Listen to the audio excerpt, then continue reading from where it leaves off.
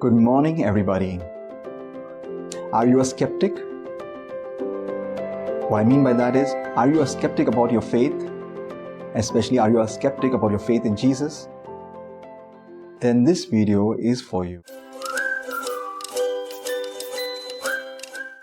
Today, I'm going to talk to you about an interesting interaction that takes place between a person who is a skeptic, represented by Nathaniel, and a person who is a faith believer, Philip, and ultimately his interaction with the person of Jesus. Now, Nathaniel is a skeptic. He doesn't take what people tell him about their faith for granted. He doesn't just accept what other people say.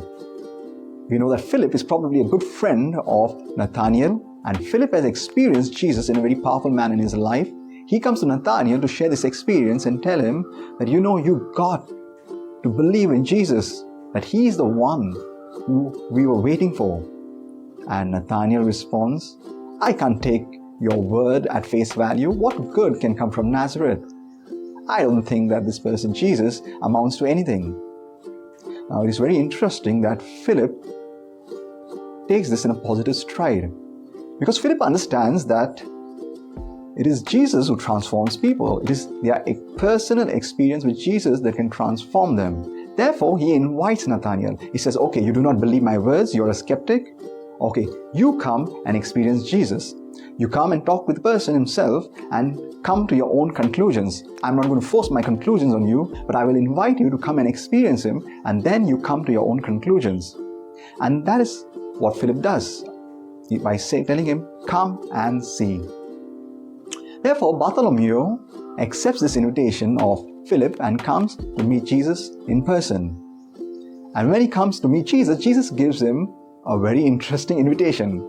Here is a man who is without any deceit. Like, one would expect that Jesus would scold him, right? He's a skeptic, not believing in Jesus, and Jesus scolds him. You don't believe in me?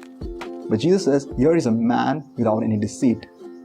And therefore, being skeptical by itself is not wrong. We have to use our reason. We have to question things. And Jesus tells that here is a skeptical person who is without deceit, because not only does he question things, but he also tries to find the answers. He also tries to find out whether the faith to which he's being called is a true one or no. He's trying to find out whether I amount to anything. He is trying to find out that whether his experience with me really gives him something which other things in the world cannot give him. He has taken that initiative to find it out, and therefore he is a person without deceit. And then we see, once Nathaniel and Jesus interact with each other, Nathaniel personally experiences Jesus as a person who can help him in some way that the world cannot help him. That Jesus provides for him something that the world cannot provide. That Jesus is truly the answer to his heart's greatest desire. And therefore, this reminds me of my own skeptical nature. Before I had the complete faith in Jesus, we can say that my faith is still growing. Faith is never complete, it goes on growing. But there was a time when I did not have that much faith in the Eucharistic celebration. And things were pretty bad in my life. I was about 20 to 21 years old. And my dad came and told me, he said, you need to go to the Eucharistic celebration. That is going to help you. And I said, what good is this going to do for me? And then my dad told me this thing, you just go and see, experience it. If it's not going to help you, you can just stop it. If it helps you, you have discovered something that is going to be truly beneficial for you. Now, I really didn't want to go. But then I said, there's some sense in what my dad says. So I went for the Eucharistic celebration. I started attending it regularly. And then it just transformed my life. I found it as a source of strength, a source of encouragement for me. And therefore, I continued attending the Eucharist after that. I was a skeptic about the Eucharist. I got an invitation to go for that Eucharist, and then I experienced personally how the Eucharist is beneficial to me. And therefore, you skeptics of the faith out there, maybe you belong to a Christian family or even to a non-Christian family, and your parents are telling you about the faith, about the Eucharist. Your parents are telling you about your personal time with Jesus, or maybe your leaders in the church are telling you about spending personal time with Jesus, or maybe your spouse is telling you to spend some more time with Jesus, either in the Eucharistic celebration, or in your personal prayers, or in the reading of the scriptures.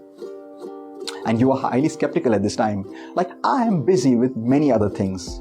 What can this do to me?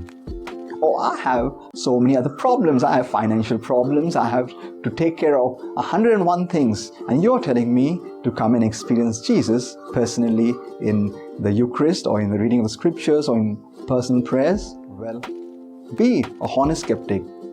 Be a skeptic who is without deceit. Experience it for yourself. Take some time to spend some time, at least a week, regularly doing those things, and experience whether for yourself is it beneficial or no. If it's beneficial, continue with it. If it's not beneficial, then at least you have made the effort to find out whether what the person says is a source of strength, a source of encouragement, is truly that or no.